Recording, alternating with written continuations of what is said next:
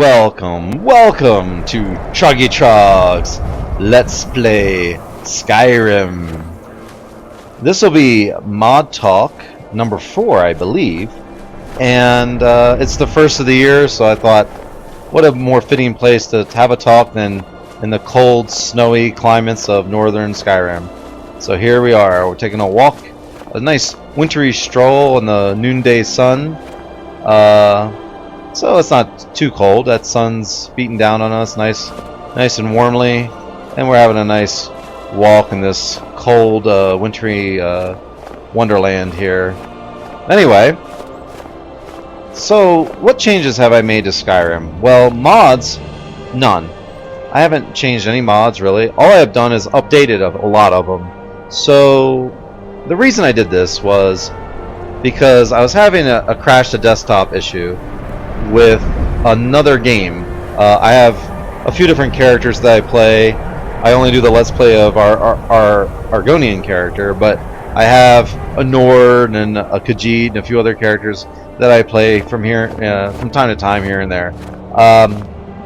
Anyway, I got to a place in the game where I was having a crash to desktop at a very specific location. So every time I entered that open cell, it's an open area cell like we are standing in right now, but every time I got to there and I would walk towards that area, it would crash, and I could simulate it over and over again repeatedly, no matter how I approached it, whatever angle I came from, north, south, east, west. When I got to that specific cell, the game would crash.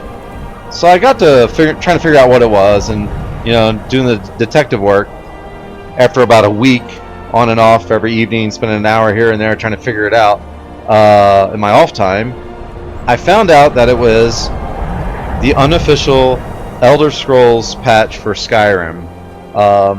So the unofficial patch for Skyrim fixes a lot of little bugs and broken things in the game, and the edition I was using had not fixed the vanilla bug in that area where once you do the quest in that area, that area will become buggy and give you a crash to desktop if you walk into that area later on. I think it's something that has to do with the Radiant story arc, quest systems that they have in the game, and when you go back there, it tries to spawn some bandits, and it can't because of a script error or something along those lines. But anyway, the unofficial Elder Scrolls patch fixed it. So I have the most recent version of those patches running for all the different DLCs and the original game files themselves. So that's fixed, and basically, thank God, wipe the brow. The game's working smoothly again, because I was worried about that later on, and we're in that area actually with Troggy, where where our last episode was. We're in the same area, so I was worried that once we did that quest, or if we do that quest in a follow-up episode after we get out of Gehrman's Hall, I was worried that we were going to have some issues with Troggy's file, and that wasn't going to be a good thing, because then I would have to maybe go back and go to an older save and try to figure out how to fix it. But thankfully, all it was just a patch, just an updated file. We updated the patch, and voila, it's fixed. So that was number one issue I wanted to talk about. The number two issue was NPCs, specifically Adrana. I noticed because we give her better bows than her vanilla starting bow, the hunting bow, that she often won't equip that bow. It's kind of like the Ayla the Huntress bug that's in the vanilla game, where you might give Ayla the ebony bow of awesomeness, and sure enough, she'll use the hunting bow and never equip that ebony bow. Or you'll give her really nice Daedric arrows and she'll never use the arrows. Well, there's a way to fix that through the console command. So hopefully we'll get that fixed. If it becomes an issue later on, I'll just fix it as it rears its ugly head. But it's one of those things that I think shouldn't be too much of a problem.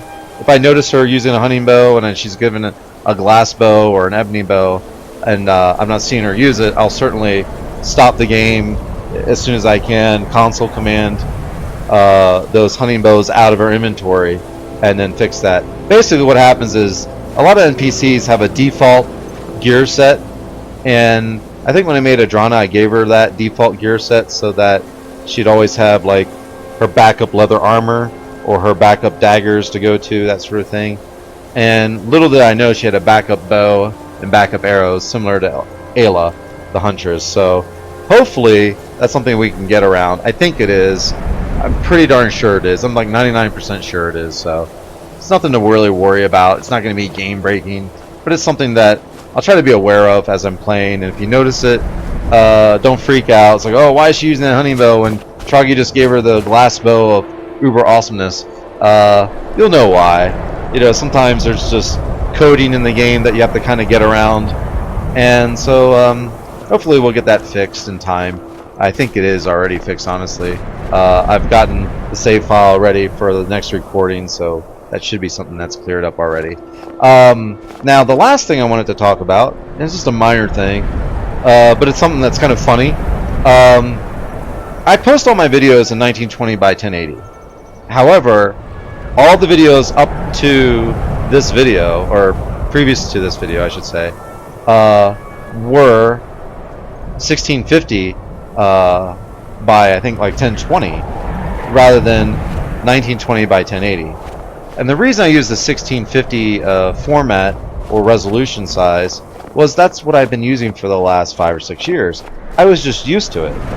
1020 just, or I'm sorry, 1920 by 1080 just wasn't something that, I don't know, didn't appeal to my eye when I first looked at it. It just didn't. You have to understand, like, I went from playing on a square monitor with a very square, non-widescreen monitor to a widescreen monitor, and I was used to everything looking like it does on a square monitor. So when I got my widescreen monitor for the first time several years ago, I was like, well, let's try, different resolutions. And what I found was most pleasant to my eye, or what felt normal to me in my previous gaming experience, was at 1650. That looked best to me. But as time's gone on, I've realized, 1920 is just better. You get more pixels on the screen, the resolution's better. Why am I not using it? So it took me a little while to get used to it. Your eyes kind of take a while to adapt. Just the way your brain interprets the images and everything. It really did take me a little while, because it's kind of like watching a widescreen movie with like the letterbox black bars on the top and bottom, or the pillar boxes on the side. If you're not used to those things, it takes a while to get used to it. But if you're raised around or spent many years around it, then it's like second nature. You just don't really notice it. So that was one of those things that I recently changed. So this video here is in true 1080 high definition. It's 1920 by 1080, and I plan on continuing to record all my videos that way until we can get some better resolution down the road. Maybe get 2K resolutions or whatever. But right now, or I'm sorry, 4K resolution. But right now, 2K, basically 1920 by 1080 is plenty good. And so you'll see that we're recording in that now, and I hope it's the quality is a little bit better to you and for you. And I'll show you. This is really the best example of the difference between 1650 and 1920. So this ale bottle, right? Let's look at this more closely. Now, circles in let's see if I can get this like lined up right. This works really good if you're looking at gold and septums, by the way. But I didn't have any. You can't really look at gold on your inventory, but if you're eluding it out of the chest, you can see it. So I thought, let's see what I have on me that's circular.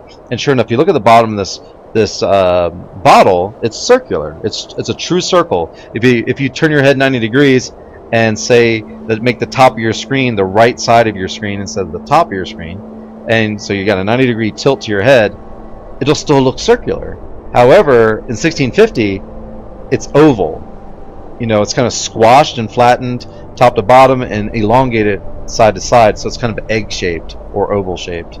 So that is probably one of the most noticeable things when switching resolutions. And if you're used to seeing everything oval-shaped, like I was for a few years, and just less pixels on the screen, then you know you probably would have never thought about it or noticed it. But now you'll notice that Troggy is a little bit taller and thinner, you know, and as far as how he looks, he's not as squatty, you know, with that kind of wide body, short kind of look that you get with the 1650. It's not a big difference, but it's noticeable. It is slightly noticeable. So that's basically the third thing I wanted to talk about in this mod talk. Stay tuned for a lot more episodes in the Skyrim series. I have a lot more planned, and it's a brand new year, so we're gonna have a lot of fun and exciting adventures with Troggy. He's only barely scratched the surface of Skyrim, and there's a lot of content for him still to explore. So stay tuned, and as always, thanks for watching, guys.